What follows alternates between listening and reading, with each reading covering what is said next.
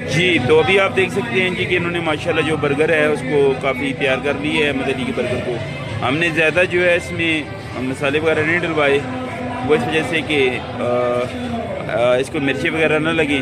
और आमना की जो शवारमा है वो भी अभी तैयार हो रहा है। ये कुछ सॉसेस वगैरह भी इन्होंने डाली हैं बर्गर के ऊपर, और आमना का जो शवारमा है उसके ऊपर भी अभी सॉसेस वगैरह डाल रहे हैं।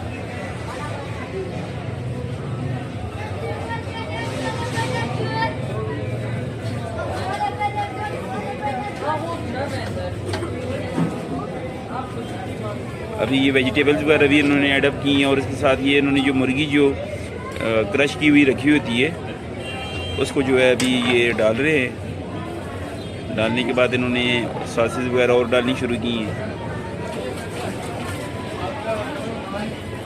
और